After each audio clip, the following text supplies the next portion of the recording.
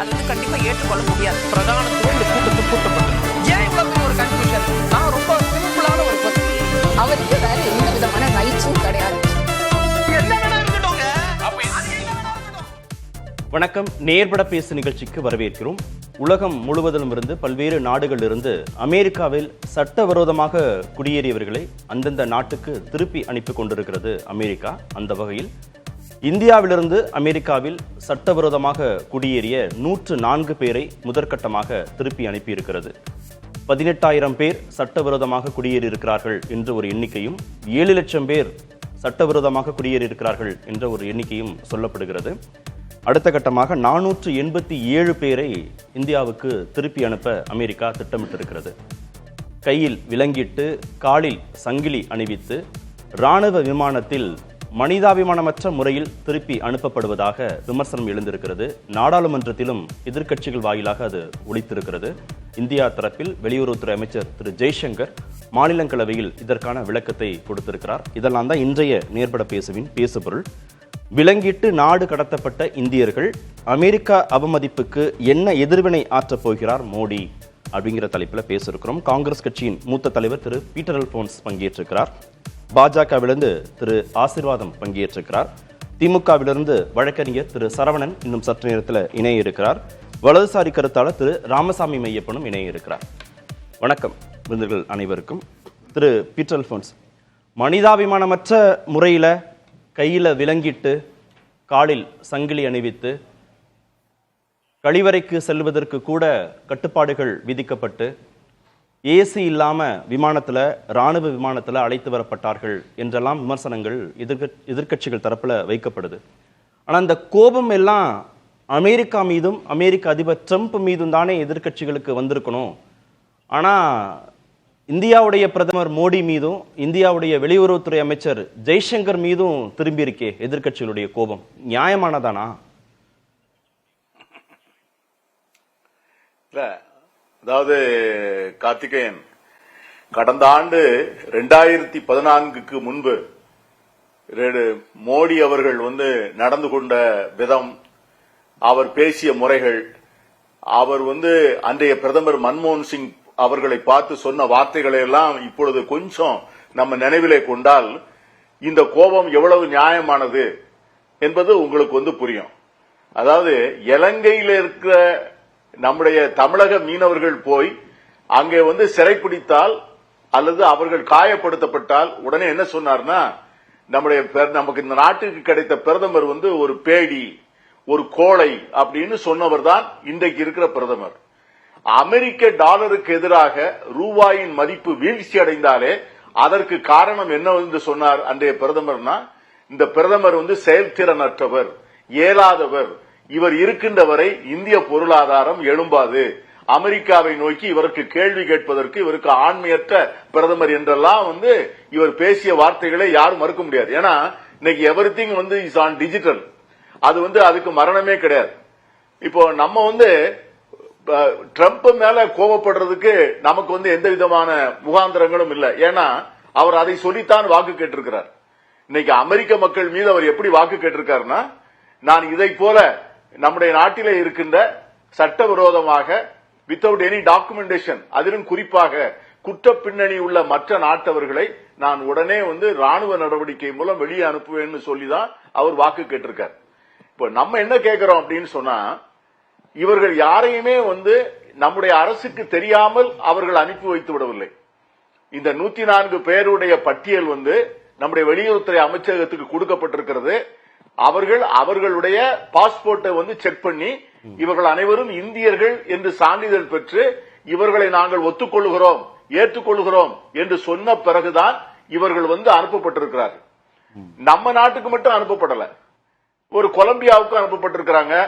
இன்னும் 2-3 சின்ன El Salvador போன்ற மிகச்சிறிய நாடுகள். அதுல நமக்கு என்ன கோபம் வருகிறதுனா, நம்முடைய பிரதமர் அவர் தனக்கு 56 இன்ச்சு மார்புன்னு சொன்னவர், தன்னை விஸ்வகுரு என்று அழைத்துக் கொண்டவர், உலகமே மோடி என்ற சொல்லை கேட்டால் உலகமே நடுங்கும் அப்படிலாம் இன்னைக்கு நம்முடைய பாஜக நண்பர்கள் அதுக்கெல்லாம் பெரிய பில்டப் கொடுத்திருக்காங்க. இந்த நம்முடைய வெளியுறவுத்துறை அமைச்சர் அந்த சமயத்துல இந்த ஆவணங்கள் தயார் செய்கின்ற போது அவர் அமெரிக்காவில் இருக்கிறார். ட்ரம்பினுடைய பதவியேற்பு விழாவுக்கு போயிருக்கிறார். அப்பவுமே இந்த ஆவணங்கள் எல்லாம் வந்து அந்த டிபார்ட்மெண்ட் ஸ்டார்டட் கலெக்டிங் டீடைல்ஸ். இவர் வந்து எங்கிட்ட பர்டிகுலர்ஸா கொடுங்க, நாங்க வந்து அவங்கள கூட்டு போயிடுறோம் அப்படின்னு ஒரு வார்த்தை சொல்லி இருந்திருக்கலாம்.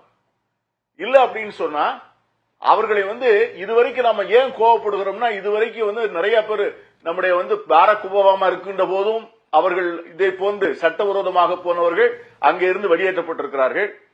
பைடனுடைய ஆட்சி காலத்திலும் வெளியேற்றப்பட்டிருக்கிறார்கள். ஆனால் இதை போல முதல் முறையாக நாம் தோழமை நாடு என்று சொல்கிறோம். ட்ரம்புக்கும் நம்முடைய மோடி அவர்களுக்கும் ஒரு பெரிய ஆழ்ந்த பெர்சனல் ஃப்ரெண்ட்ஷிப் சொல்றோம். இந்த நாட்டோட இந்த சூழ்நிலையில் இருக்கின்ற போது இந்த நாட்டுக்கு அங்க சென்றவர்களை வந்து அவர்களை நடத்தின விதத்தை வந்து இன்னைக்கு எழுதியிருக்காங்கன்னா, ஏறுவதற்கு முன்னால் தேவர் ஆல் வாண்ட் டாய்லெட் போயிடுங்க, பிளைட்டுக்குள்ள ஏறின பிறகு there no permission for using toilet, ஒரு பாட்டில் தண்ணி அவ்வளவுதான். அதை கொடுத்து 4 வயது சிறுவன் உட்பட பெண்கள் உட்பட இப்படி அழைத்து வந்து இங்க இறக்கணும். இதுல வந்து நம்ம கவர்மெண்ட் எவ்வளவு கில்ட்டின்னு கேளுங்க. நம்ம கவர்மெண்ட் வந்து இதை டெல்லியில இறக்கல. ஏன் டெல்லியில இறக்கலன்னா அவங்களுக்கே அவமானம் தாங்க முடியல. டெல்லியில இறக்கி இருந்தால் இது வந்து டெல்லி எலெக்ஷனை பாதிக்கும். ஆகவே இத வந்து நிறைய பேர் குஜராத்தை சார்ந்தவர்கள் குஜராத்திலையும் கொண்டு இறக்கல. ஏன்னா அது வந்து மோடியினுடைய சொந்த மாநிலம். இது ஆம் ஆத்மி கட்சி ஆளுகின்ற அங்க கொண்டு போய் இந்த டெல்லி தேர்தல் நடக்கின்ற போது பஞ்சாப்ல கொண்டு இறக்குறாங்க. இதெல்லாம் வந்து தற்செயலாக நடந்தது என்று தயவு செய்து சொல்லாதீங்க. நான் இதுல உங்களுக்கு ஒண்ணு என்ன சொல்றேன்னா, the same action was taken against India and Colombia. இந்த கொலம்பியாவில் பாத்தீங்கன்னா அவர் போட்டிருக்கிற அந்த இதை நீங்க பாத்தீங்கன்னு சொன்னா, அவரு அந்த கொலம்பியன் பிரசிடென்ட் வந்து எவ்வளவு அருமையாக வந்து அதை எதிர்கொண்டிருக்காருன்னு நீங்க பாத்தீங்கன்னா,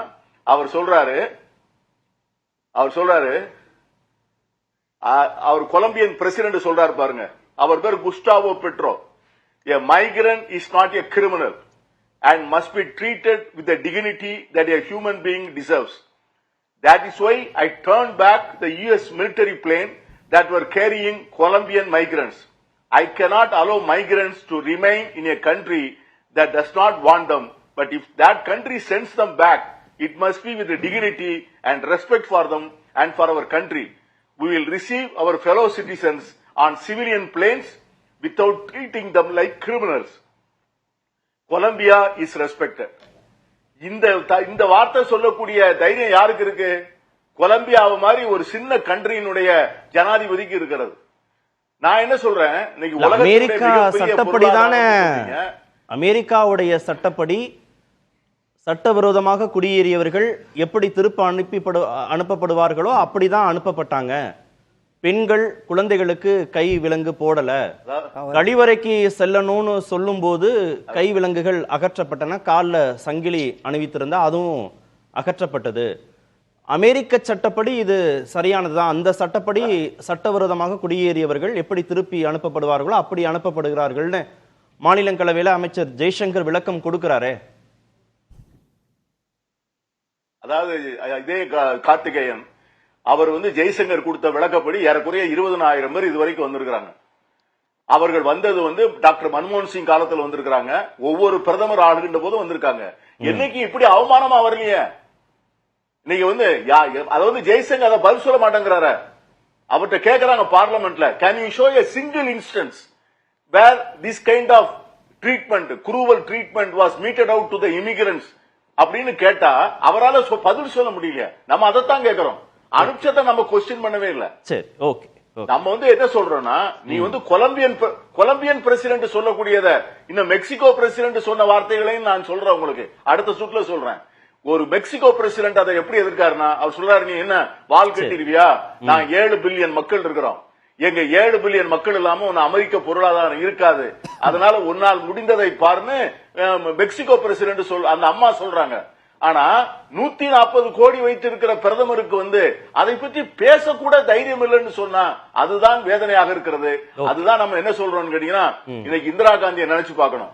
நிக்சனை நேராக வைத்துக் கொண்டு கிசிங்கருடைய சரித்திரத்தை பாருங்க. நிக்சன் பங்களாதேஷ்ல மிரட்டினப்போ அந்த இந்திரா காந்தி அவர்கள் நிக்சனை பார்த்து சொல்றாங்க, mister president, I am heading the greatest biggest democracy in the world. I can face இட்னு சொல்லி வந்தவங்க 7th பிளைட் வந்து நம்ம இந்தியன் ஓஷன்ல நிக்கின்ற போது பங்களாதேஷ வந்து அவங்க வந்து ராணுவத்தை அனுப்பிச்சாங்க. அவர்கள் பிரதமரா? இதே சமயத்துல நம்முடைய எம்பசில ஒரு அம்மையார் வந்து நம்முடைய IFS ஆபீசர் அவங்க வீட்டுல இருக்கிற டொமஸ்டிக் சர்வெண்ட்டுக்கு ஏதோ சரியான பர்டிகுலர்ஸ் கொடுக்கலன்னு அவங்களை அரெஸ்ட் பண்ண உடனே மன்மோகன் சிங் என்ன பண்ணாரு, மறுநாள் காலையில அவங்க அமெரிக்கன் எம்பசில எல்லா இடத்திலையும் உள்ள அவ்வளவு செக்யூரிட்டியும் வித்ட்ரா பண்ணாரு. உடனடியாக அவங்க உடனே அமெரிக்காவில் திறந்து விட்டாங்க. மன்மோகன் சிங்குக்கு இருக்கிற ஆண்மை, இந்திரா காந்தி என்கிற அந்த அம்மையாருக்கு இருந்த துணிச்சலும் வீரமும் மோடிக்கு இல்லை என்பதை சுட்டி காட்டத்தான் நாம் இதை சொல்றோம். சரி, திரு ஆசீர்வாத், இந்திய குடிமகன்கள் சட்டவிரோதமாக குடியேறி இருந்தா கூட கண்ணியமான முறையில் மனிதாபிமான முறையில் அமெரிக்காவிலிருந்து இந்தியாவுக்கு திருப்பி அனுப்பப்பட்டிருக்கணும். அதை செய்யலை. அப்படி செய்யாத அமெரிக்கா மீது விமர்சனங்கள், கோபங்கள் வராதா பிரதமர் மோடிக்கு அப்படின்னு எதிர்க்கட்சிகள் கேட்கிற கேள்வியில நியாயம் இருக்குன்னு நினைக்கிறீங்களா இல்லையா? வணக்கம் கார்த்திகேயன். அண்ணன் பேசுனதை வந்து கேட்டுக்கிட்டு இருந்தேன். நான் வந்து தலைப்பை ஒட்டி தலைப்புல இருந்து ஆரம்பிச்சு நம்ம பேசினா சரியா இருக்கும் அப்படின்னு நினைக்கிறேன்.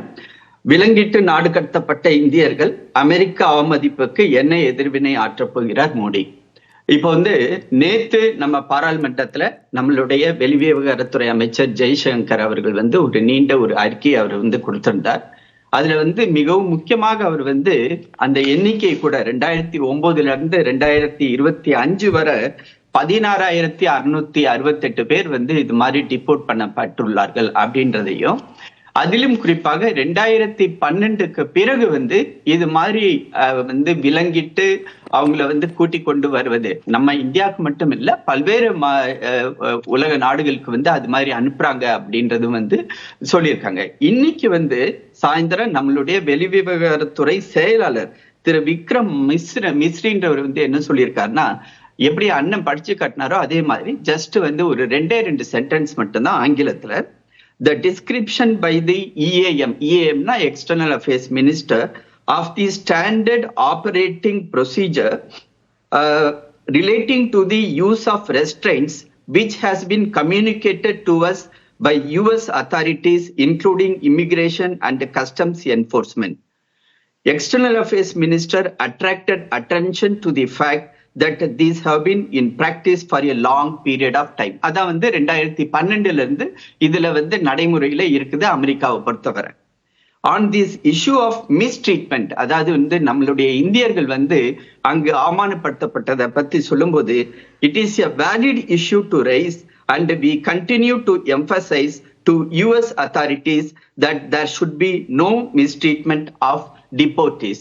அதாவது நம்மளை பொறுத்தவரை நம்மளுடைய நாடு வந்து அமெரிக்காவை தொடர்பு கொண்டு இது மாதிரி நீங்கள் செய்தது வந்து மிகவும் தவறு, நீங்க வந்து இதை தொடராதீர்கள், இன்னுமிட்டு இந்தியர்களை இப்ப வந்து அண்ணன் சொன்னது மாதிரி ஒரு 7,25,000 பேர் வந்து எக்ஸ்பயர்டு விசாலேயே இருக்கிறாங்க இப்ப அங்க. அது இல்லாம வந்து பாத்தீங்கன்னா 18,000 பேர் வந்து கிட்டத்தட்ட அவங்க வந்து இது மாதிரி இல்லீகலா அங்க போய் இருக்கிறாங்க. சோ இவங்களை வந்து டிபோர்ட் பண்ணணும். அமெரிக்கா அதிபர் வந்து ட்ரம்ப் வந்து தன்னுடைய முதல் அஜெண்டாவே அதை வந்து சொல்லிட்டார், நான் வந்து யாரையுமே இங்க வச்சிருக்க போறதில்லை. ஏனென்றால் இன்னைக்கு வந்து டெல்லியில உள்ள எம்பசி இல்ல அமெரிக்கா, ஒரு நிமிஷம் நான் முடிச்சுக்கிறேன். அனுப்புறதுல பிரச்சனை இல்ல, கையில விலங்கிட்டு கால்ல சங்கிலி அணிவிச்சு கழிப்பறை செல்வதற்கு கூட கட்டுப்பாடுகள் விதிக்கப்பட்டு ஏசி ஆஃப் பண்ணப்பட்டு சுவாச கோளாறு இருக்கு சுவாசிக்க முடியலன்னு சொன்ன பிறகும் ஏசியை ஆன் பண்றதுக்கு அங்க அதிகாரிகள் வந்து அனுமதி கொடுக்கல. இவ்வளவு உளவியல் நெருக்கடியோட வர்றாங்க இல்லையா, இதுக்குதான் இப்போ கண்டனம் தெரிவிக்கணும், கோவப்படணும்னு. கண்டிப்பா இது வந்து மறுக்கவே இல்லை. எந்த ஒரு அதாவது வந்து மனிதாபிமானம்ன்றது வந்து எல்லை தாண்டி, அதாவது வந்து அமெரிக்காவா இருந்தாலும் சரி, இந்தியாவா இருந்தாலும் சரி, எந்த ஒரு நாடா இருந்தாலும் சரி. இப்ப வந்து பங்களாதேஷ சேர்ந்தவங்க நம்ம நாட்டுல வந்து வந்திருக்காங்க. அதுல வந்து அகதிகளா வந்தவங்க ஒரு சில பேரு இது மாதிரி பேப்பர் இல்லாம ஜம்ப் பண்ணி வெஸ்ட் பெங்கால் மூலமாகவும் மற்ற மாநிலங்களோட பார்டர் மூலமாகவும் வந்து இது மாதிரி நம்மளுடைய டிடென்ஷன் சென்டர்ல இருக்காங்க. ஆனா நம்மளை பொறுத்தவரை, இந்தியாவை பொறுத்தவரை நம்ம வந்து எல்லாரையுமே மனிதாபிமானத்தோடு ட்ரீட் பண்றோம். பட் அமெரிக்கா அப்படி பேசல.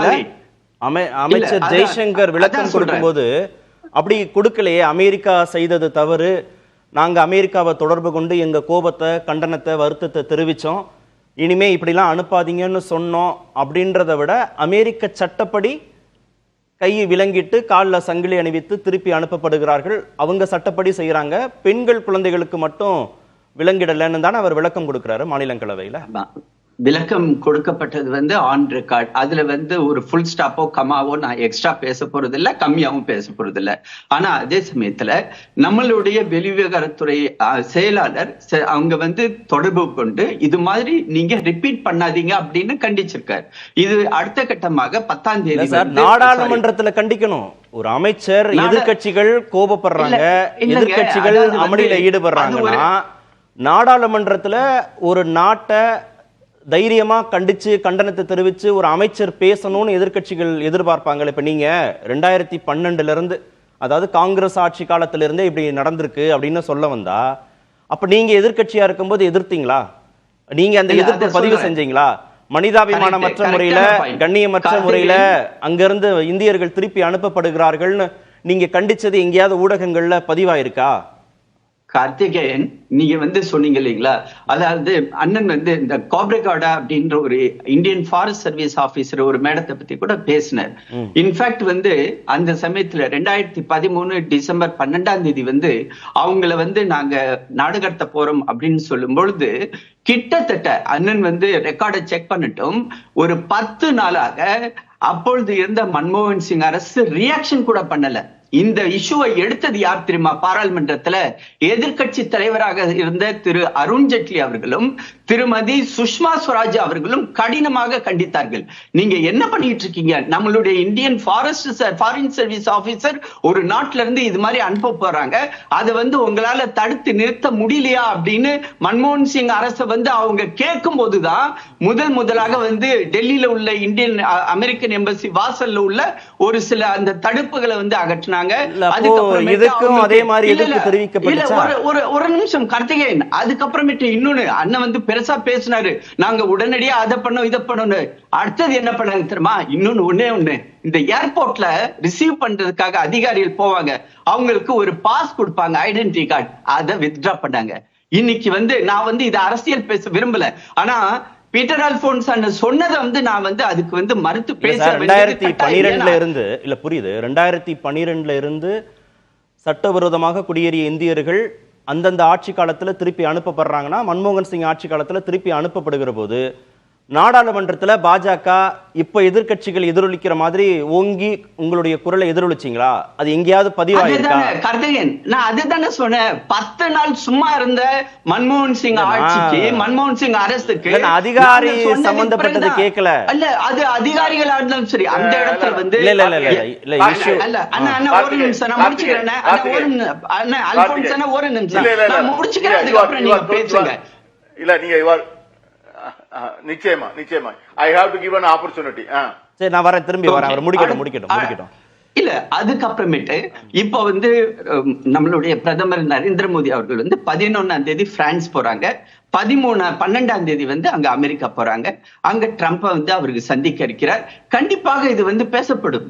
ஏன்னா அவங்களுக்கு இடையில ஒரு நல்ல நட்புறவு உள்ளது. அந்த நட்புறவையும் அவர் பயன்படுத்தி இன்னமேட்டு இப்ப நீங்க சொல்றீங்களா அடுத்த நாட்டு ஒரு 400 பேர் வர இருக்கிறாங்க அப்படின்னு, 487 பேர் அவங்கள வந்து நல்லபடியா கொண்டு வந்து நம்மள்ட்ட சேர்ப்பாங்க அப்படின்ற நம்பிக்கை முழுக்க இருக்குது. ஏன்னா மோடிஜி அங்க போய் 104 பேர் கண்ணியமற்ற முறையில, மனிதாபிமானமற்ற முறையில கொண்டு வரப்பட்டதற்கான எதிர்ப்பை தெரிவிக்க வேண்டாமா?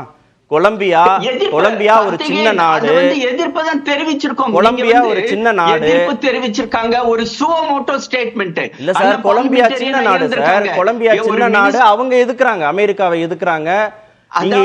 நீங்க எங்க நாட்டுல ராணுவ விமானங்களை எங்க நாட்டுல நீங்க தரையிறக்குவதற்கு நாங்க அனுமதிக்க மாட்டோம் அப்படின்னு ரொம்ப வலுவா எதிர்க்கிறாங்க. நாங்களே ஏரோப்ளேன் அனுப்பி, நாங்களே விமானங்கள் அனுப்பி, நாங்களே அழைச்சுக்கிறோம்னு சொல்றாங்க. அமெரிக்கா மிரட்டுது, 100% நாங்க வரி போடுவோம்னு மிரட்டுது. வரி விதிப்புக்கு அஞ்சி கடைசியில் அந்த நாடு வேற வழி இல்லாம ராணுவ விமானங்கள் தரையிறங்குவதற்கு அவங்க அனுமதி கொடுக்க போறாங்க. ஆனா அவங்க எதிர்க்கிறாங்க. மெக்சிகோ எதிர்க்குது. அப்ப அந்த மாதிரி எதிர்ப்பு இந்தியா கொடுக்கலையே. மறுக்கவே இல்லை. சுவோமோட்டோ ஸ்டேட்மெண்ட் வந்து எக்ஸ்டர்னல் அஃபேர்ஸ் மினிஸ்டர் அங்க கொடுக்கிறாரு. பாராளுமன்றத்துல நாங்க வந்து என்ன பண்ணிருக்கோம், நாங்க வந்து துறை ரீதியாக ஒரு நாடு இன்னொரு நாடோட தொடர்பு கொண்டு இதை வந்து செய்யாதீங்க அப்படின்றத ஆன் ரெக்கார்ட் அவர் பேசியிருக்காரு. இன்னைக்கு எக்ஸ்டர்னல் அஃபேர்ஸ் செக்ரட்டரி அதை பத்தியே ரீஇட்டரேட் பண்ணிருக்காரு. அடுத்தது பிரதமர் போறாரு, அவரு நேரடியா பார்த்து பேச போறார். இன்னமேட்டு வரவங்க வந்து நல்லபடியாக எந்த ஒரு பிரச்சனை இல்லாம வருவாங்க அப்படின்ற முழு நம்பிக்கை உள்ளது. ஆனா ஒரு பாயிண்ட் நீங்க சொன்னீங்க, அந்த இடத்துல வந்து உள்ளுக்குள்ள இருந்து வெளியில வந்தவங்க வந்து அங்க அமிர்தசரஸ்க்கு ஏன் வந்து இறங்குனாங்க, அவங்களை ஏன் மத்த இடத்துல கொண்டு வரல, டெல்லியில வந்து தேர்தல் நடக்குது அப்படின்னு. ஆனா அங்க இருந்து வந்ததுல அதிகபட்சமாக 31 பேர் வந்து ஹரியானாவை சேர்ந்தவர்கள், 31 பேர் வந்து அங்க பஞ்சாபை சேர்ந்தவர்கள், குஜராத்தை சேர்ந்தவர்கள் 33 பேர். அவர்கள் எந்த ஒரு பிரச்சனையும் இல்லாமல் உடனடியாக, ஏன்னா 40 மணி நேரம் டிராவல் பண்ணி வராங்க, அவங்க உடனடியாக அவங்களுடைய பகுதிக்கு அவங்களுடைய ஊருக்கு போய் சேர வேண்டும் எந்த பிரச்சனையும் இல்லாம அப்படின்னு பட்சத்துல நியரஸ்ட் பிளேஸ் வந்து அமிர்தசர் ஏர்போர்ட். அதனால அவங்கள வந்து அங்க அனுப்பி வச்சாங்க. நம்மளுடைய அதிகாரிகள் அவங்கள ரிசீவ் பண்ணாங்க. பஞ்சாப் கவர்மெண்டோடைய மினிஸ்டர் அங்க நேரடியாக இருந்தாங்க. உடனடியா அவங்களுக்கு உணவு வழங்கப்பட்டது. அவர்களுக்கு வந்து அவங்க டிராவல் பண்றதுக்கு எல்லா அரேஞ்ச்மெண்ட்டும் கொடுக்கப்பட்டது. ஆனால் விமானத்துக்குள் அது மாதிரி வந்து நாங்க வந்து அங்கே செயின்ல வச்சிருந்தாங்க அப்படின்ற மாதிரியான கருத்துக்கள் வந்தது. அதுக்கு வந்து ஒரு சில பேர் இன்னைக்கு வந்து பேட்டியும் கொடுத்திருக்காங்க. எப்பப்பெல்லாம் இதுக்கு போகணும், டாய்லெட் ஃபெசிலிட்டி வேணுமோ அந்த வாஷ்ரூம் ஃபெசிலிட்டிக்காக அவங்களை கூப்பிட்டு கொண்டு போயிருக்காங்க.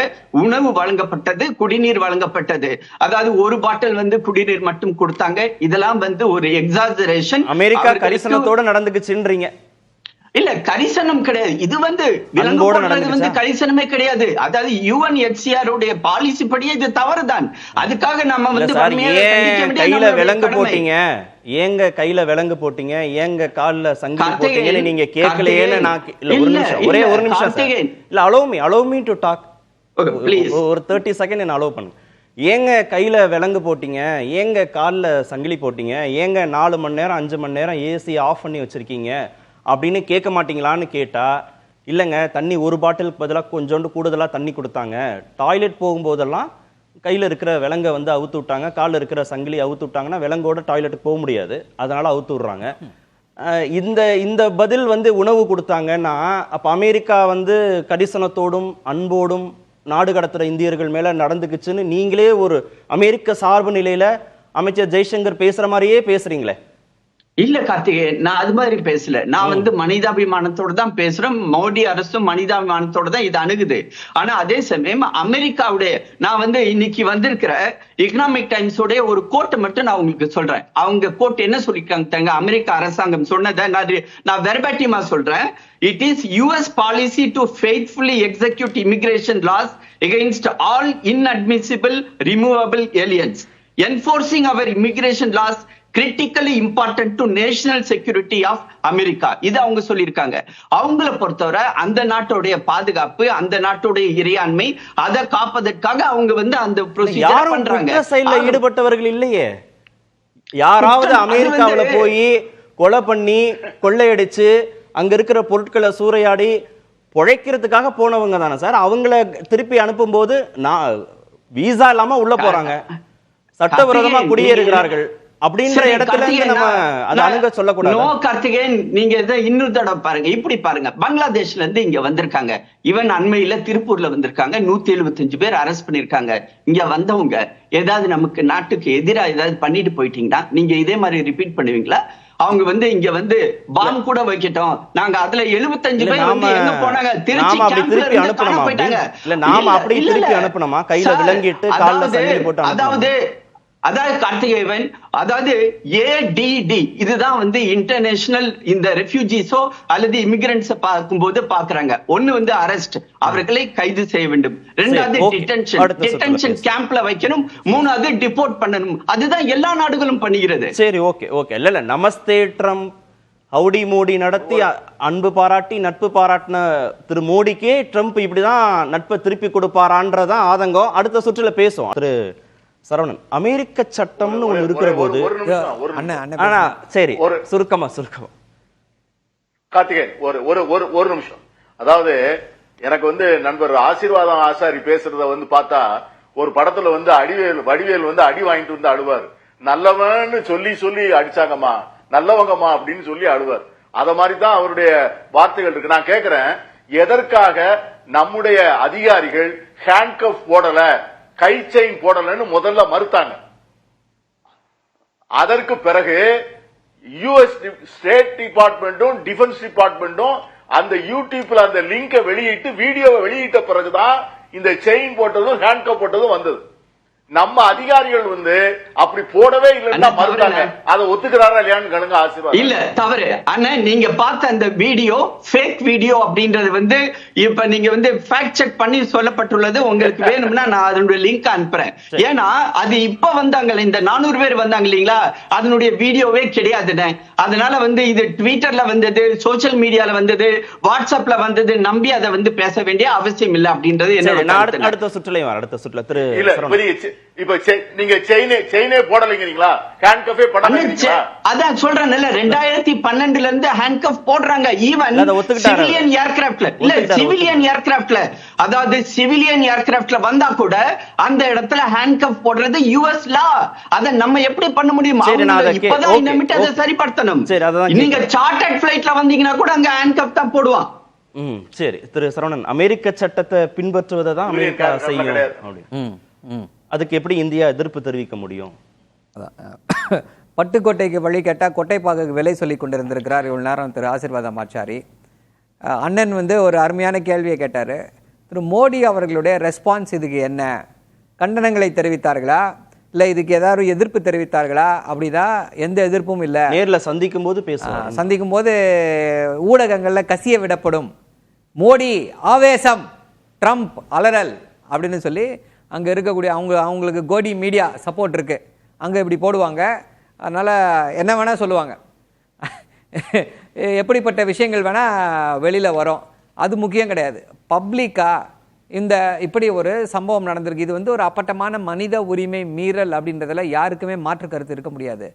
அது அமெரிக்காவுடைய நடைமுறை இந்தியாவில் இருக்கக்கூடிய இந்தியர்களுடைய மனித உரிமையை மீறுவது அப்படின்னா அப்ப இந்திய அரசாங்கம் தானே கேள்வி கேட்க முடியும். எல்லா நாட்டுக்கும் அப்படிதான் அனுப்புறாங்க, கொலம்பியாவுக்கு அப்படிதான் அனுப்புறாங்க, மெக்சிகோவுக்கு அப்படிதான் அனுப்புறாங்க. இல்ல கொலம்பியாவும் மெக்சிகோவும் இந்தியாவோட கம்பேர் பண்ண முடியுமா? நம்ம நமக்கும் அமெரிக்காவுக்கும் இருக்கக்கூடிய நட்புறவு என்றது என்ன? நம்ம அமெரிக்காவுக்கு எப்படி ஒரு சகாயமாக இருந்து வருகிறோம். அமெரிக்கா இந்தியாவினால எவ்வளோ பெரிய அனுகூலங்களை அனுபவித்து வருகிறது. இன்னைக்கு அமெரிக்கா ஒரு பெரிய அளவில் டெக்னாலஜி சாஃப்ட்வேரில் பெரிய அளவில் இருக்குன்னா அதுக்கு இங்கிருந்து செல்லக்கூடிய இந்தியர்கள் தானே காரணம். அப்போ இப்படிப்பட்ட ஒரு நாட்டை, இப்படிப்பட்ட ஒரு பெருமை வாய்ந்த நாடு, அந்த இதை நீங்க இப்படி அவமரியாதை செய்து விட முடியுமா? அவமரியாதை. எதிர்க்கட்சிகள் இந்தியாவோட தானே நிக்கணும், பிரதமர் கூட தானே நிக்கணும், அரசோட நின்று அமெரிக்காக்கான விமர்சனம் தானே வைக்கணும். இல்ல இங்க அரசையே தனிமைப்படுத்தி பிரதமரையும் தனிமைப்படுத்தி வெளியுறவுத்துறை அமைச்சரை தனிமைப்படுத்துற மாதிரில எதிர்க்கட்சிகள் விமர்சனங்கள் நாடாளுமன்ற தனிமை அரசையோ இல்ல விவகாரத்துறை அமைச்சரையோ தனிமைப்படுத்தல. ஏன் நீங்க ரெஸ்பாண்ட் பண்ண மாட்டீங்கன்னு சொல்லி கேள்வி கேட்கிறோம். அதே தான் ஒரு ஒப்புதல் வாக்குமூலம் கொடுத்தாரு. தெரியுமா, நீங்க சொன்னீங்க என்ன தேவா இவங்க கோபுரக்கடை சோபா கோபுரக்கடைக்கு என்ன ஆச்சு அப்படின்னு நீங்க எது சொன்னீங்க? அதற்கு காரணம் யார் தெரியுமா? அதற்கு காரணம் சுஷ்மா ஸ்வராஜ் அவர்களும் அருண்ஜேட்லியும் கேள்வி எழுப்புனாங்க. இன்னைக்கு ராகுல் காந்தியும் திருச்சி சிவாவும் கேள்வி எழுப்புறாங்க. தைரியமா இருந்தா செய்யுங்க. அந்த தைரியம் மவுன் பிரைம் மினிஸ்டர்னு சொன்னீங்க. எனக்கு 56 இன்ச்சு மார்பகங்கள் இருக்குதுன்னு சொல்லி பேசிக் கொண்டிருக்கிறீர்கள். விஸ்வகுருன்னு சொல்றீங்க. விஸ்வகுருடைய நிலைமை இதுதானா? மன்மோகன் சிங் செய்த அந்த டிராபிக் போல கூட உங்களால தள்ளி நிறுத்த முடியலையா? இதுதான் உங்களுடைய போஸ்டரிங்கா அப்படின்ற அந்த கேள்வி வருகிறது. எதிர்ப்பு தெரிவிச்ச கொலம்பியானாலையும் அந்த எதிர்ப்புல உறுதியா நிக்க முடியல. இப்போ அமெரிக்கா சொல்றேன், நீங்க கொலம்பியாவையும் இந்தியாவையும் கம்பேர் பண்றீங்களான்னு கேக்குறேன். முடியாது, கம்பேரே பண்ண முடியாது. இந்தியாவிற்கும் அமெரிக்காவிற்குமான அந்த நட்புறவுன்றது வேற, நம்முடைய உறவு என்பதே வேறு.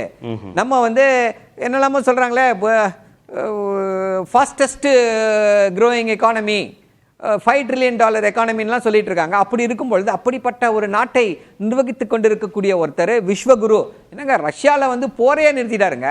ரஷ்யா உக்ரைன் போரே நிறுத்தினாரு. போரையே நிறுத்தி இங்க இருக்கக்கூடிய மாணவர்களை இங்க வருவதற்காக போரை நிறுத்த, ரஷ்யா உக்ரைன் போரையே நிறுத்தக்கூடிய வல்லமை படைத்த விஸ்வகுரு அங்கிருந்து டிபோர்ட் தான் பண்றாங்க. நம்ம ஏன் டிபோர்ட் பண்ணீங்கன்னு கேட்கல. டிபோர்ட் பண்ணி தான் ஆகணும். அதை மனித உரிமையோடு நடந்து கொள்ளுங்கள், இல்ல, அதான் மனிதாபிமானத்தோடு நடந்து முதல் கொள்ளுங்கள். சுற்றுல முதல் பயணத்துல வந்து 104 பேர் அப்படி கண்ணியமற்ற முறையில அனுப்பிச்சிட்டாங்க.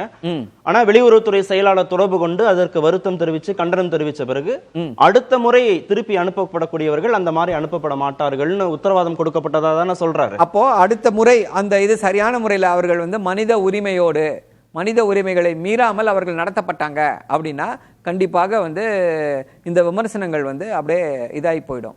இப்போ முக்கியமான கேள்வியாக என்ன வருது அப்படின்னா, இவங்களுடைய அந்த இது இப்போ இந்த கேள்வியெல்லாம் ஏன் வருது, இந்த கேள்விகள் இப்படிப்பட்ட விமர்சனங்கள் ஏன் வருது அப்படின்னா, இவங்க கொடுக்குற பில்டப்பு, நாங்கள் இதை செய்து விடுவோம் அதை செய்து விடுவோம்னு இவங்க கொடுக்குற பில்டப்னால, எப்பா என்னெல்லாமா செஞ்சிருவேன்னு சொன்னியாப்பா, இது சாதாரண விஷயம், இந்த சாதாரண விஷயத்தை கூட செய்ய முடியவில்லையா? அதுதான் ஒரு சராசரி இந்தியனுடைய கேள்வியாக இருக்கிறது. அங்கிருந்து டிபோர்ட் பண்றாங்க, பிளேன்ல வராங்க. சார் இந்தியால இருந்து ஒரு பிளேன் அனுப்பிச்சு அவங்கள கூட்டு வந்துடலாமே சார், நம்ம தான் அக்செப்ட் பண்ணிக்கிட்டோமே, டிபோர்டேஷனுக்கு அக்செப்ட் பண்ணிக்கிட்டோம், கொஞ்சம் அவங்க மனிதாபிமானத்தோடு நடந்து கொள்ள நம்ம ரெஸ்பான்சிபிலிட்டி எடுத்துருக்கலாமே, ஏன் அதை செய்யவில்லை? அப்ப சரியான திட்டமிடல் இல்லைன்னு தானே அர்த்தம்.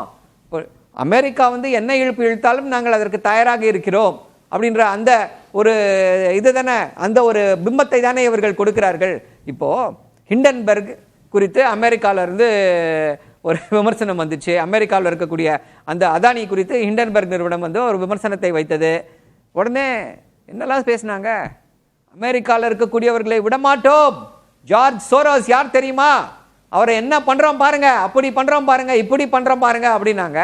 அதானிக்காக துடித்த பாஜகவுடைய இதயம் இன்னைக்கு இவங்களை வந்து இங்க வந்து திரு ஆசீர்வாதம் ஆச்சாரி அவர்கள் வந்து ரொம்ப டீசெண்டா பேசிட்டு இருக்காரு, வேற வழி இல்லை, ஏன்னா தமிழ்நாடு தமிழ் சேனல்ல பேசிட்டு இருக்காரு. நேத்து வந்து ஒரு ஆங்கில விவாதத்துல போறேன், என்ன பேசினாங்க தெரியுமா, இவங்களுக்கு இதுதான் சரி, பாஜகவுடைய ஸ்போக்ஸ் பர்சன்ஸ் இவங்களை இப்படிதான் ட்ரீட் பண்ணணும், இந்தியா விட்டு ஓடி போனவனுக்கு என்னங்க கையில விலங்கு போடாம என்ன காலில் விலங்கு போடாம எங்க போடுவாங்க அப்படின்னு சொல்லி பேசினவர்கள் யார் அப்படின்னா பாஜகவினர். இன்னைக்கும் அப்படிப்பட்ட அதே நிலைப்பாட்டில் தான் இருந்து கொண்டிருக்கிறார்கள். இவர் வேற வழி இல்ல, தமிழ்நாட்டில் இருக்காரு, தமிழ்நாட்டில் அப்படியெல்லாம் பேச முடியாதுன்ற காரணத்தினால ரொம்ப டீசெண்டா பேசுறாரு. ஆமாங்க, கரெக்ட் தாங்க, தவறு செய்தவர்களுக்கான தண்டனை அமெரிக்கா தருதுன்ற புரிதலோடு அணுகப்படுது. அது அப்படி இல்ல, அவங்களுக்கு அது வந்து என்ன சொல்றாங்கன்னா, அது வந்து they deserve that, how can you question the Indian government, you deserve it அப்படின்னு சொல்லி தான் பேசிக் கொண்டிருக்கிறார்கள். என்ன சொல்றாங்க, ரோஹிங்கியாஸ் இங்க இருக்காங்க, அதை சொல்லிட்டாரு, அந்த அந்த இதையும் பேசிட்டாருங்க. ரோஹிங்கியாஸ் இங்க இருக்காங்க, பங்களாதேஷிஸ் இங்க இருக்காங்க, அவங்களெல்லாம் வந்து நீங்க வந்து இப்படி நடத்துறீங்களா, அவங்களும் இப்படிதான் நடத்த வேண்டும். அடுத்த விவாதம் இப்படி போகிறது, மனித உரிமைகளை பத்தி பேச இவங்களுக்கெல்லாம் என்ன உரிமை இருக்கிறது அப்படின்னு சொல்லி எதையெல்லாமோ சம்மந்தப்படுத்தி கொண்டிருக்கிறார்கள். திருப்பி இது வந்து என்ன அப்படின்னா, இது வெறும் இது வந்து ஒரு ஒரு ஐசோலேட்டட் இன்சிடென்ட். இந்த இன்சிடென்ட் வந்து திரும்ப நடக்கக்கூடாது என்பதில் எல்லாரும் தெளிவாக இருக்காங்க. இப்போ இதே அமெரிக்காவில் இன்னொரு முக்கியமான விஷயம் நடந்துட்டு இருக்குது, அதுவும் வந்து இந்தியாவில் பெரிய அதிர்வலைகளை எழுப்பி கொண்டு இருக்கிறது. என்ன அப்படின்னா, ஷாமா சவந்த் அப்படின்னு சொல்லி ஒரு அம்பேத்கரியா அவர் வந்து சியாட்டில் சிட்டி கவுன்சிலில் மெம்பராக இருக்கார். அவர் வந்து என்ன பண்றார் அப்படின்னா, ஒரு சட்டத்தை கொண்டு வருகிறார், புரட்சிகரமான சட்டம். அமெரிக்காவில் முதல் முறையாக காஸ்ட் டிஸ்கிரிமினேஷன், சவுத் ஏஷியன்ஸ் கிட்ட காஸ்ட் டிஸ்கிரிமினேஷன் இருக்கக்கூடாதுன்னு சொல்லி சட்டத்தை கொண்டு வருகிறார். இந்தியாவுடைய சிஏஏ சட்டத்தை எதிர்த்து பேசியிருக்கிறார். அவருடைய தாயார் உடல்நிலை ரொம்ப பாதிக்கப்பட்டு ரொம்ப மோசமான இறக்கும் தருவாயில் இருக்காங்க. அவருக்கு வந்து விசா கொடுக்காமல் அவரை அலைக்கழித்து கொண்டிருக்கிறது பாஜக அரசாங்கம். அதுக்கு என்ன தெரியுமா பேசுறாங்க, visa is not a right அப்படின்னு சொல்லி அதற்கு வியாக்கியானம் செய்து கொண்டிருக்கிறார்கள். சோ இவங்க வந்து இவங்களுக்கு வேணும் அப்படின்னா என்ன வேணா பேசுவாங்க, இது வந்து அவங்களுடைய உரிமை இல்லை, இது மனித உரிமை மீறல் கிடையாது, எதை வேண்டுமானாலும் நாங்கள் செய்யலாம், அமெரிக்கா செஞ்சுச்சுன்னா நாங்க என்ன பண்ண முடியும் அப்படின்னுவாங்க. இதே வந்து அதானிக்கு ஒன்று வந்துருச்சு அப்படின்னா, Adani is India, India is Adani, எப்படி ஒரு அமெரிக்கா நிறுவனம் எப்படி இதை செய்ய முடியும், அந்த நிறுவனத்தை நாங்கள் சும்மா விடுவோமா மாட்டோமா அப்படின்லாம் சொல்லி பேசுவாங்க. இவர்களுடைய இரட்டை நிலைப்பாடு தெளிவாக வெளியே வருகிறது. திரு ராமசாமி மையப்பன், எந்த நாட்டை சேர்ந்தவங்களையும் கை விலங்கிட்டு காலில் சங்கிலி அணிவிச்சு அனுப்பக்கூடாதுன்றதான் அமெரிக்க சட்டமாக இருந்தாலும் நாகரிக சமூகத்துல சட்டமும் உருமாறிக்கொண்டே தான் இருக்கு. இந்தியாவை சேர்ந்தவர்கள் திருப்பி அனுப்பப்படுகிறார்கள்ங்கிறதுல இந்தியாவுக்கும் அமெரிக்குமான உறவு, திரு ட்ரம்ப் திரு மோடி இடையிலான உறவு, அதையே பொருட்படுத்தலையா அமெரிக்கா? அந்த நட்பையும் உறவையும் பயன்படுத்தி கூட இந்தியா தரப்புல கண்டிப்பு இல்லையா அப்படிங்கறதான் இதனுடைய முக்கிய சாராம்சமா இருக்கு. பாரத மண்ணிற்கும் தமிழ் மக்களுக்கும் முதற்கண் வணக்கங்கள். ஒரு 4 விஷயங்கள் உங்களோட கேள்விக்கு போகிறதுக்கு முன்னாடி. ஏன்னா மோடி அவர்கள் வந்து ட்ரம்ப்புக்கு எதிர்த்து நிற்க மாட்டாரா, இல்லை அமெரிக்கா அதிபர்களுக்கு எதிர்த்து நிற்க மாட்டாங்களா அப்படின்னு பார்த்தா இந்த பாஸ்டில் இங்கேயே விவாதங்கள் நடந்திருக்கு. இல்லை உலக அரங்கிலேயே மற்றவங்களும் சொல்ல முடியும். ரஷ்யாவோட ஆயில் வாங்க முடியுமா இல்லையா, இல்லை இந்தியாவோட சப்போர்ட் வேறு எந்த இது இஷ்யூஸ்க்கு தேவை, இஸ்ரேலோட இஷ்யூவில் அவங்க என்ன ஸ்டாண்ட் எடுத்தாங்க, கான்ட்ரரினா மிடில் ஈஸ்டில் ஸ்டாண்ட் இந்தியா என்ன எடுத்தாங்க, ஈரானோட பர்ச்சேஸில் என்ன ஸ்டாண்ட் எடுத்தாங்க அப்படின்றலாம் போது இந்தியா வந்து கான்க்ரீட்டாக அப்போ இருந்த யூஎஸ் பிரசிடென்ட் என்ன சொன்னாங்களோ அதுக்கு ஆப்போசிட்டான டயமெட்ரிக்கான ஆப்போசிட் ஸ்டாண்டை பொலிட்டிக்கலாகவும் எடுத்திருக்காங்க, எக்கனாமிக்கலாகவும் எடுத்திருக்காங்க. ஏன்னா அன்னைக்கு இந்தியர்களுக்கு என்ன தேவை, இந்தியாவுக்கு என்ன தேவை அப்படின்ற நிலைப்பாடு இருந்தது. இந்தியாவுக்கு தேவைக்கு ஏற்ற மாதிரி எடுத்தாங்க. ஸோ அதனால் அமெரிக்க அதிபருக்கு படி இருந்தவரா இல்லை அவருக்காக இதனை அடங்கி போயிடுவாரா அப்படின்லாம் கேட்டால் அது வந்து அபத்தமாக இருக்கிறது. ஏன்னா நம்ம ஹிஸ்ட்ரியை வச்சு நம்ம பார்க்க முடியும். எங்கே தேவையோ இந்தியர்களுக்காகவும் இந்தியாவோட உரிமைக்காகவும் போராடியவர், அதற்காக துணிந்து நின்றவர் அப்படின்றது. இதெல்லாம் இல்லை, நம்ம COP26 அதுக்கு முன்னாடி இருந்த பாரிஸ் கான்க்ளேவ்லையும் பார்க்கலாம். என்வாயர்மெண்டல் ரெஸ்ட்ரிக்ஷன்ஸ் டெவலப்பிங் கண்ட்ரிஸ் மீது போடும்போது அதுக்கு எதிர்த்து நின்றவர் முதல் பிரதமர் இந்தியா தான். மற்ற கண்ட்ரிஸோட லீடர்ஸ்க்கு முன்னாடி பிரதமர் இருக்கார். அப்போ வந்து அதற்கான லிபரலான ரிசல்ட்ஸ் இருக்கணும், இவங்களுக்கான ரிலாக்ஸேஷன் இன்னும் அதிகமாக இருக்கணும் அப்படின்னு வந்தது. அந்த இதில் தான் அந்த என்வாயர்மெண்டல் பாலிசியில் என்ன கார்பன் எமிஷன்ஸ் இருக்கணும் அப்படின்றதுல. ஸோ இதெல்லாம் சொன்னவர் வந்து இந்த இடத்துல கேள்வி கேட்க முடியுமா இல்லையா அப்படின்றதுக்கு சிம்பிளான 3 விஷயங்களுக்கு தான் நம்ம போக வேண்டிய தேவை இருக்கிறது. இப்போ டீபோர்ட் பண்ணப்பட்டவங்களுக்கே என்னெல்லாம் உரிமை இருக்குது அப்படின்னு நம்ம பார்க்க வேண்டிய தேவை இருக்கிறது. அமெரிக்க சட்டத்தில் கோட் 8 செக்ஷன் 1325 படி அவர்கள் டீபோர்ட் செய்யப்படுகிறார்கள். அந்த ப்ரொசீடிங்ஸ் நடக்க ஆரம்பிக்குது. அப்போ அவர்களுக்கு என்ன உரிமை இருக்கிறது? ஒருத்தரை வந்து இதுதான் நீங்கள் தவறு செய்திருக்கீங்க அப்படின்னு கேள்வி கேட்டால் அது வந்து பார்டரில் பிடிக்கப்பட்டவங்களோ இல்லை ஓவர் எக்ஸ்டெண்ட் வீசாவோ இல்லை தவறாக கல்யாணம் செஞ்சுக்கிட்டு கவர்மெண்ட் ஏமாற்றணும் இல்லை ஃபோர்ஸ் டாக்குமெண்ட்ஸோட போனவங்க இல்லாட்டி தவறான வீசாவில் போயிட்டு வேற ஒரு பர்பஸ்க்காக இருந்தவங்க எதுவாக இருந்தாலும் அவர்கள் எல்லாருக்குமே ப்ரிலிமினரி என்கொயரி அவைலபிள். என்னன்னா ஆசீர்வாதம் ஆச்சாரி அவர்கள் சொன்ன மாதிரி முதல்ல அரெஸ்ட் டிடென்ஷன் ஆகும். அந்த டிடென்ஷன் போது அவர்களுக்கு அந்த இமிகிரேஷன் கோர்ட்டில் ஃபர்ஸ்ட் ஆப்பர்ச்சுனிட்டி கிடைக்குது. அதில் அவர்கள் வழக்கறிஞர்களோட ஹெல்ப்பையும் எடுத்துக்கலாம், இமிகிரேஷன் கன்சல்டன்ஸோட ஹெல்ப்பையும் எடுத்துக்கலாம். அதுக்கப்புறம் அவங்க ரெப்ரசென்ட் பண்ண முடியும். அப்போ கவர்மெண்ட் தவறாக பண்ணியிருக்கு, அரசு தவறாக பண்ணியிருக்கு, இல்லை ஐசி ஏஜென்ட்ஸ் தவறாக செய்திருக்கிறார்கள்னா அதை கேள்வி கேட்க முடியும். அங்கே சரியாக அவங்க ப்ரூவ் பண்ணிட்டாங்கன்னா அப்போ உடனே ரிலீஸ் பண்ணிடுவாங்க. இல்லை அந்த டிடென்ஷன் ப்ராசஸ் அங்கே இமிகிரேஷன் கோர்ட்டில் தோத்துட்டா அதுக்கப்புறம் அதுக்கே அப்பீல் ஃபோரம் இருக்குது. அந்த அப்பீல் ஃபோரம் தாண்டி அவர்கள் கோர்ட்டையும் அணுக முடியும். அது மட்டும் இல்லாமல் இந்த கேஸில் இது இமிகிரேஷன் அப்படின்னால ஃபெடரல் கோர்ட், அதுக்கப்புறம் அதில் அப்பீல் ரெமடியும் இருக்குது. ஸோ அது தாண்டி நாடு கடத்துவதற்கு இவங்க தகுதியானவர்கள்னு முடிவு பண்ண பிறகு இந்திய தூதரகத்துக்கிட்ட அவங்கள ஒப்படைச்சிட்டா இந்திய தூதரகம் தன் விமானம் மூலமா அமெரிக்கால இருந்து இங்க சேர்க்க முடியாதா? ஏன்னா இந்திய அரசு ஒரு தவறு வெளிநாட்டில் தவறு செய்து விட்டார்களான்னு நீங்க ஒரு கேள்வி கேட்டீங்க. அங்க இருக்கிற சட்டத்தை மீறி இருக்கிறார்கள். ஒரு நாட்டுக்குள்ள எப்படி உள்ள வரணுன்றதுக்கான சட்டம் இருக்கு. நம்ம நாட்டுல இருந்து வெளியில போறதுக்கே சட்டம் இருக்கு. நம்ம எமிகிரேஷன் ஆக்ட் இருக்கு, நம்ம பாஸ்போர்ட்ஸ் ஆக்ட் இருக்கு, நம்மளோட முன்னாடி இருந்த ஐபிசி, இப்போ இருக்க இந்த பிஎன்எஸ், இது எல்லாத்துலேயுமே எவ்வாறு ஒரு ஆவணத்தை பெற வேண்டும், அந்த ஆவணத்தில் என்ன இன்ஃபர்மேஷன் கொடுக்கணும், அந்த ஆவணத்தை பெறுவதற்காக என்ன இன்ஃபர்மேஷன் சொல்லணும், அந்த ஆவணத்தை எவ்வாறு பயன்படுத்த வேண்டும், எவ்வாறு இந்தியாவிலிருந்து வெளியில் போகணும், இந்தியாவுக்குள்ளே திரும்பி எப்படி வரணும், அங்கே வெளியில் போகும்போது எவ்வாறு அந்த ஆவணத்தையும் எப்படி பயன்படுத்தணும் அப்படின்ற தேவை இருக்கிறது. இது எல்லாத்தையுமே மீறியவர்கள் இவர்கள்லாம். இந்தியாவில் இருக்க சட்டங்களே மீறியவர்கள். இங்கே மனிதாபிமானம் எங்கே வருது அப்படின்னா, அங்கே இருந்தவர்கள்லாம் தவறு செய்திருக்கிறார்கள், இந்திய சட்டத்தையும் மீறி இருக்கிறார்கள் அப்படின்றது 2 இருக்கு. இன்னொன்று ஒரே ஒரு நிமிஷம், நான் மனித உரிமை ஏன் மீறல, கை விலங்கு போறதும் கால் செயின் போறதும் நியாயமாயிடும் இல்ல? நான் அதான் சொல்றேன், அதுக்கும் வரேன். அப்போ இவர்கள்லாம் இங்க ப்ராசிக்யூட் பண்ணா அது தவறுன்னு சொல்லலாம். ஏன்னா இவ்வளவு கஷ்டப்பட்டு அவர்களோட காசை செலவு பண்ணி அவர்களோட நேரத்தை செலவு செய்து இதெல்லாம் செய்யணும் அப்படின்னு நினைச்சு போனவங்கள இங்க பனிஷ் பண்ணியிருந்தா அது தவறு. ஏன்னா அவர்கள் வந்து ஒரு ஆஸ்பிரேஷனோட அங்க போயிருக்காங்க, அது தவறான முறையில கூட இருந்திருக்கலாம். அப்போ அவங்க இங்க ப்ராசிக்யூட் பண்ணல, அப்படி பண்ணியிருந்தா அது வந்து மனிதாபிமானம் கிடையாதுன்னு பார்த்துருக்கலாம். ஒன்று. இரண்டாவது விஷயம், யூஎஸை பொறுத்த வரைக்கும் அவங்களோட பிளேன்ல இருக்கிற வரைக்கும், அது மிலிட்டரி பிளேனோ சிவிலியன் பிளேனோ, அவங்களோட பிளாக் பொருந்தி இருந்தா அது அவங்களோட நாடு, அது வரைக்கும் அவர்களோட சட்டம். அங்கிருந்து அவர்கள் எப்போ இந்தியாவில் தரையிறங்குறாங்களோ அன்னைக்கு இந்தியாவோட உரிமை. அவர்கள் தரை இறங்கிய உடனே எப்படி இறக்கப்படுகிறார்கள், அதுக்கு இந்தியா என்ன கேட்குது அப்படின்றது தான் சட்டப்படி சரியான கேள்வி. அப்போ சட்டப்படி அவர்கள் இந்தியாவுக்குள்ள இறங்கும் போது எப்படி இறங்குறாங்க அப்படின்றது. இதற்கு முன்னாடி அவர்கள் செய்திருக்கிறார்கள் எல்லாரையுமே 2012 இருந்து இங்கே மட்டும் இல்லை, சிவிலியன் ஏர்கிராஃப்ட்ல வந்திருந்தா, கமர்ஷியல் ஏர்கிராஃப்ட்ல வந்திருந்தா, கமர்ஷியல் ஏர்கிராஃப்ட் இதெல்லாம் கூட கொடுங்க. இதே இமிகிரேஷன்ல டீபோர்ட் ஆறாங்கன்னு வச்சுக்கோங்க. இதற்கு முன்பு அப்படி திருப்பி அனுப்பப்பட்டவர்கள் இதே மாதிரி தான் வந்திருக்காங்க. ஃபார்மிங்டன் யூனிவர்சிட்டின்னு ஒன்று 2012 இந்திய ஸ்டூடெண்ட்ஸ் பலரை வந்து அரெஸ்ட் பண்ணி வச்சிருந்தாங்க. ஃபார்மிங்டன் யூனிவர்சிட்டின்றது ஒரு அன்அஃபிஷியலான யூனிவர்சிட்டி, அன்ரெகக்னைஸ்ட் யூனிவர்சிட்டி. அவங்க வீசா ஃப்ராட் பண்ணி ஸ்டடி பர்மிட்ஸ் வாங்கி இந்தியாவில இருந்து மட்டும் இல்ல உலக நாடுகளில் பலதுல இருந்து ஸ்டூடெண்ட்ஸ் அங்க கூட்டிட்டு போயிருந்தாங்க. அங்க அப்போ இருந்த ஸ்டூடெண்ட்ஸ் என்கொயரி பண்றதுக்கு டிடென்ஷன் சென்டர்ல இடம் பத்தாது அப்படின்னு எல்லாருக்கும் அந்த காலில் வந்து ஆங்க்லெட் டிஜிட்டல் ஆங்க்லெட்டை மாட்டி எங்க இருக்காங்க, எங்க அவங்க ஒரு ரேடியஸ்குள்ள மட்டும்தான் இருக்க முடியும் அப்படின்னு இருந்தது. அப்ப இந்திய மாணவர்களும் இருந்தாங்க 2011-12. அப்ப அந்த மாணவர்கள்லாம் அங்க அப்படிதான் இருக்கப்பட்டாங்க. அது கிட்டத்தட்ட ஒரு அரசு தான் டீடைன் பண்ணப்பட்டது. ஒரே நிமிஷம், அவர்கள் இந்திய மாணவர்கள் இப்ப இவர்கள் வந்து சொல்லிக் கொண்டு நான் விஸ்வகுரு எனக்கு 56 இன்ச் செஸ்ட் இருக்குன்னு சொல்றதெல்லாம் பம்மாத்து வேலை. ரெண்டு வித்தியாசமே கிடையாது, ஒரு வித்தியாசமும் கிடையாது அப்படின்றது அமெரிக்காக்குள்ள தானே இருந்தாங்க. அப்படி மன்னிக்கணுங்க, அமெரிக்காவுள்ள இல்ல. ஒரு மாணவன் இங்க இருந்து அவன் வந்து காசு ஸ்பெண்ட் பண்ணி விசா ப்ராப்பரா அப்ளை பண்ணிருக்கான். ஆனா அந்த டாக்குமெண்டேஷன் அந்த ஏஜென்ட்டும் யூனிவர்சிட்டியும் தப்பு பண்ணிருக்காங்க. அப்படின்றபோது அவர் இந்தியன் மாணவர் தான் அப்படின்றபோது அமெரிக்காக்குள்ள தானே வச்சிருந்தாங்க.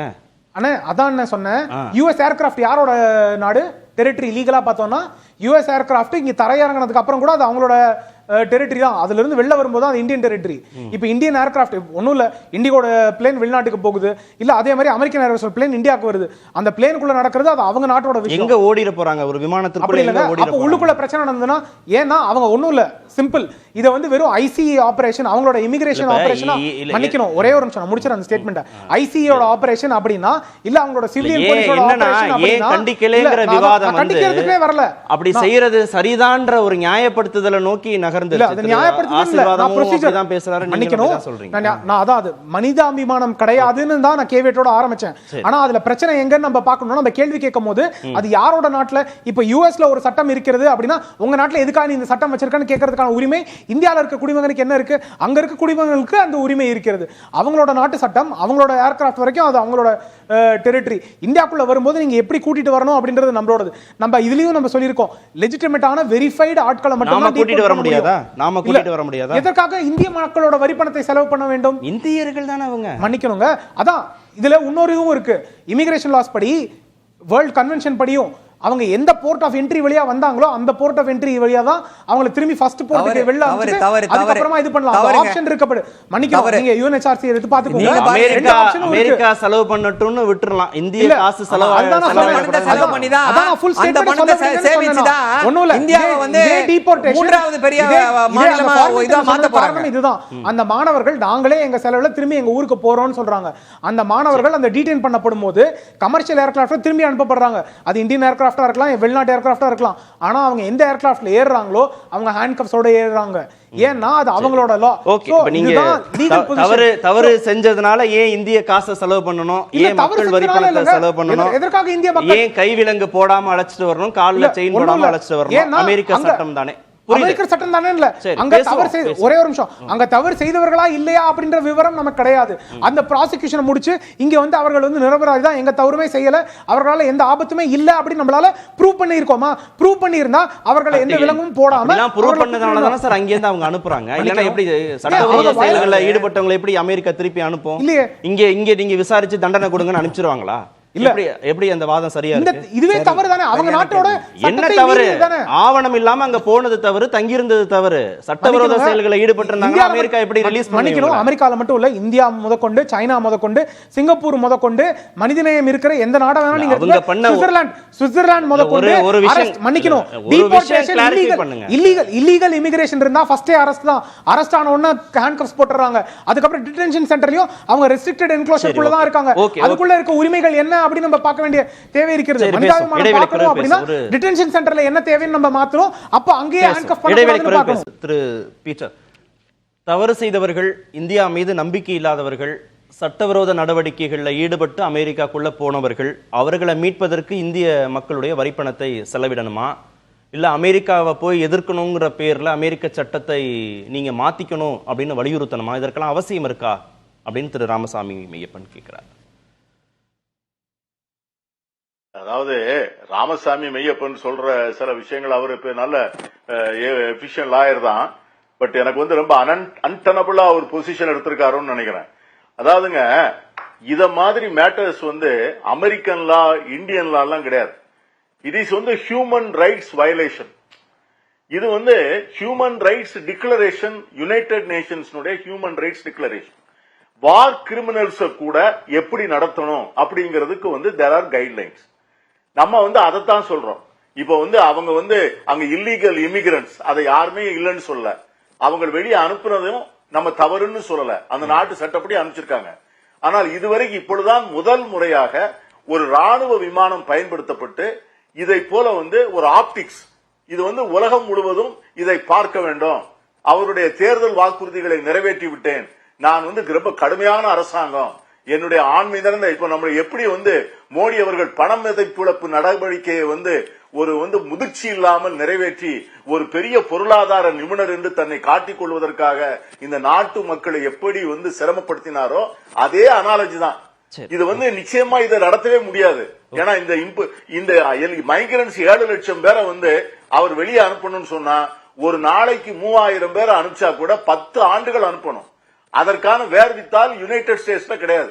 இன்னைக்கே காய்கறி விலைகள்லாம் ஏறி போச்சு. ஏன்னா இந்த தொழிலாளர்கள் தான் காய்கறிகளை அங்க பதிச்சிட்டு இருக்காங்க. நான் அமெரிக்கன் சிச்சுவேஷன் பொலிட்டிக்கல் சிச்சுவேஷனே பேசல. நம்ம ஊர்ல இருக்கிற ராமசாமி மெய்யப்பனும் ஆசீர்வாத ஆச்சாரியும் ஒரு ஹியூமன் ரைட்ஸ் வயலேஷனை ஜஸ்டிஃபை பண்ணும்போது தான் நான் கேக்குறேன். நம்ம முதல் சுற்றுல நிறைய நேரம் போயிடுச்சு. முதல் சுற்றுல நிறைய நேரம்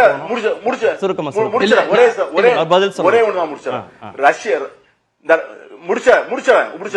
ரஷ்யாவுக்கு நம்முடைய ஆட்கள் நம்முடைய ராணுவ வீரர்களை கொண்டு போய் அங்க போர் லீடர் வைக்கிறாங்க. இறந்து போனார், மோடி போனார், 118 பேர் இருக்காங்க, அவங்கள உடனே அனுப்பிச்சிருந்ததாக புட்டின் வாக்குறுதி கொடுத்துட்டாருன்னு சொன்னாங்க. இதுவரைக்கும் யாரு வந்திருக்கா? டெட் பாடி தான் வந்திருக்கு. அது என்ன ஆனானே தெரியல. நான் எதுக்கு சொல்றேன், அவர்கள்லாம் இந்தியன் சிட்டிசன், முறையாத்தான் போனாங்க. மோடி அரசனுடைய ஏழாமை, இவருடைய வெளியுறவு கொள்கையினுடைய அதனுடைய பற்றாக்குறை அதுதான். ஓகே, திரு ஆசீர்வாதம், திரு ராமசாமி ரெண்டு பேருமே மனித உரிமை மீறல்ங்கிற அந்த கோணத்துல அணுகணும்ன்றாங்க. நீங்க ரெண்டு பேருமே பதில் சொல்லலாம் அதுக்கு. ஆசீர்வாதம் முதல்ல. கார்த்திகேயன், நம்ம அகதிகளுக்கும் சட்டவிரோத குடியேறிகளுக்கும் ஒரு கன்ஃபியூஷனான ஸ்டேஜ்ல தான் நம்ம கடந்த ஒரு 40-45 நிமிஷமா பேசிட்டு இருக்கிறேன் நான் நினைக்கிறேன். ஏன்னா இதுல நான் தப்பு இருந்தா நீங்க திருத்தலாம். அகதிகள் அப்படின்றவங்க இந்த நாட்டுக்கு ஒரு நாடும் இன்னொரு நாடும் சண்டையிடுகிறது, அல்லது ஒரு நாட்டுக்குள்ளாரையே குழப்பங்கள் இருக்கிறது. இப்ப எப்படி பாலஸ்தீன அகதிகள் இருக்காங்க, அதே மாதிரி இலங்கை அகதிகள். இவங்க அகதிகள்ன்றவங்க அவங்களுடைய இயலாமைய, அவங்களுடைய வாழ்க்கை பிரச்சனை, அதுக்காக அந்த இடத்துல இருந்து இன்னொரு இடத்துக்கு மைக்ரேட் ஆக வேண்டிய சூழ்நிலை. ஆனா இங்க போட்டிருக்காங்க பாத்தீங்களா, இவங்களுக்கு தெரியும் அவங்க டாங்கி ரூட்ல தான் போறோம், நம்ம பல லட்சம் ரூபாய் செலவழித்து நம்ம போறோம், அங்க இல்லீகலா தான் நம்ம போறோம் அப்படின்றது கிரிமினல் ஆக்டிங். அப்ப அவங்கள ஒரு கிரிமினலா தான் பார்ப்பாங்க. இல்ல சார், அகதிகள் மாதிரி 50 லட்சம் 60 லட்சம் செஞ்சுட்டு போய் கையில ஒத்த பைசா இல்லாம தானே திரும்பி வராங்க. அவ்வளவையும் இழந்துட்டு தானே திரும்பி வராங்க. அவங்களையும் கண்ணியமா தானே நடத்தணும். சரி, அதாவது நான் சொல்லிட்டேன் இல்லைங்களா கார்த்திகேயன், 50 லட்சம் ரூபாய் கொடுத்து விசாவை பொய்யா அடிச்சு, அதாவது ஸ்டூடெண்ட் விசா அல்லது உண்மையை பேசுவோம், அதாவது மாற்று கருத்து இல்ல அப்படின்றதுக்கு ஒரே ஒரு நம்மளுடைய நண்பர் திமுக நண்பர் ஒண்ணு சொன்னாரு. அதாவது ஷமா சாவந்துக்கு நம்ம விசா கொடுக்கல அப்படின்னு. ஷமா சாவந்துக்கு விசா கொடுக்கல, ஆனா அவங்களுடைய கணவருக்கு விசா கொடுத்திருக்கேன். அவங்க இந்தியாவுக்கு வராங்க.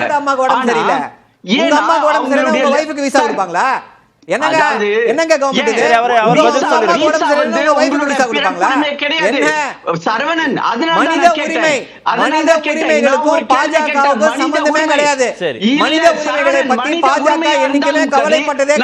ஒரே ஒரு கேள்வி கேட்கிறேன் சரவணன். 75 பேர் காணா தமிழ்நாட்டுல, திருச்சி கேம்ப்ல இருந்து காணா போயிட்டாங்க. குண்டு வச்சு தமிழ்நாட்டுல சட்டம் ஒழுங்கு பிரச்சனை உருவாக்குவாங்க. நீங்க அப்ப சட்டம்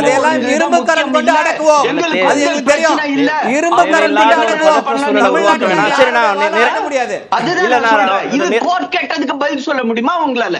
ஒரே நிறைவு கருத்து அவர்கிட்ட மட்டும் நான் கேட்டு வந்துறேன், அதுக்கு சேர்த்து நீங்க பதில் சொல்லுங்க. ஒரு மனித உரிமை மீறல்ன்ற கோணத்துல தான் இதை பார்க்கணும்ன்றாரு. இல்ல, டெஃபினட்டா மனித உரிமை மீறல் அப்படின்றதுல, மனிதாபிமானம் அப்படின்றதுல பார்க்கலாம்.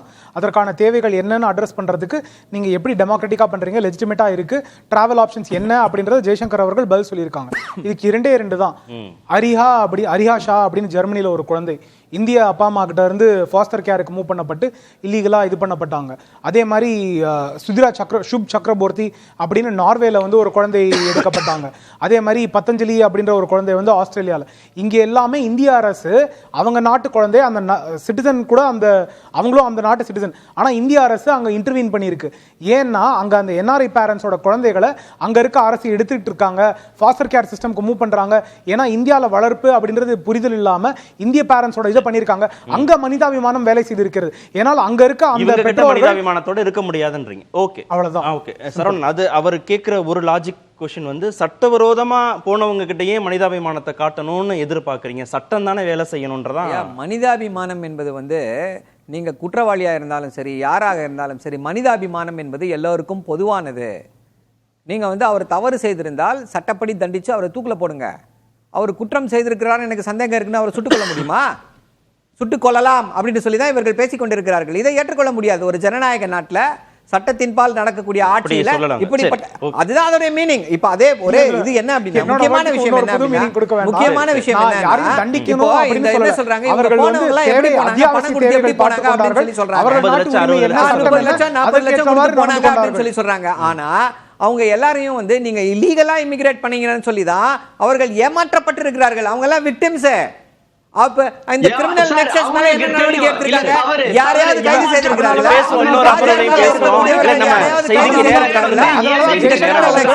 இமிகிரேஷன் பாலிசி இன்னொரு அமர்வுலையும் பேசுவோம்.